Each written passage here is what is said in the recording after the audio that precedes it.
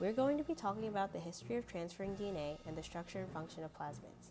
The three types of transferring DNA are transformation, transduction, and conjugation. First, starting off with the history of transferring DNA, in the 1920s, scientist Frederick Griffiths studied the pneumonia bacteria. By observing the bacteria, he noticed that there were two types of strains, the S or smooth strain and the R or rough strain. To find out more about these strains, Frederick Griffiths used rats and injected them with different combinations of S and R strains. When injected with the S strain, the rat got sick. When injected with the R strain, however, nothing happened. When Griffiths injected dead S strain into the mouse also lived. However, when injected with the dead S strain and the living R strain, not only did the rat get sick, but Griffiths found live S strain in the mouse, despite being dead when injected.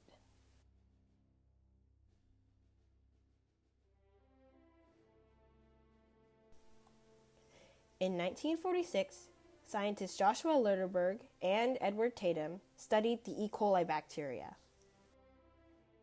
When examined, they discovered that one of the E. coli bacteria was hairy while the other was hairless.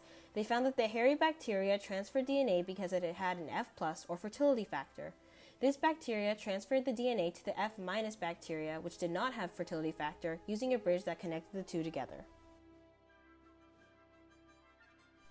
In 1952, Joshua Lertenberg and Norton Zinder examined the Salmonella bacteria. Unlike the E. coli bacteria, Salmonella did not have a bridge, yet it was still able to transfer DNA. Instead of a bridge, Lertenberg and Zinder discovered that bacteriophages, or types of viruses, transfer DNA between the two. In 1973, a group of scientists that included Herbert Boyer published a paper describing how to artificially construct a biologically functional plasmid, and this began the age of recombinant DNA technology. Later, Herbert Boyer and capitalist Robert Swanson founded Genentech in 1976 and used recombinant plasmids to produce insulin.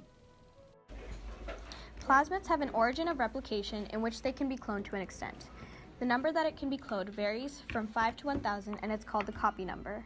The recognition sites for DNA polymerase can replicate DNA and let the plasmid get copied. Plasmids have genes, and some code for enzymes that are resistant to antibiotics. Scientists use a process called selection to get antibiotic-resistant bacteria from those that aren't. These can be used to make insulin or recombinant proteins. Genes are found on either strand of a DNA double helix. By viewing the plasmid map, one can see if the genes are on opposite strands or the same. If the arrow is going counterclockwise, the genes are on opposite strands, and if the arrows are going clockwise, the genes are on the same strand. To express a gene, it must have a sequence of DNA to be a landing site for RNA polymerase, which contains a signal called terminator, which stops transcribing the gene. Modern man-made plasmids are designed to make cloning as easy as possible. These plasmids have an area called a multiple cloning site, or MCS for short, which is a string of unique restriction enzyme recognition sites. The MCS is used to open up the plasmid so that it is ready to receive the gene of interest. Because there are many restriction sites in the MCS, it is likely that there will be a site that matches the sticky ends of the DNA fragment or the gene of interest.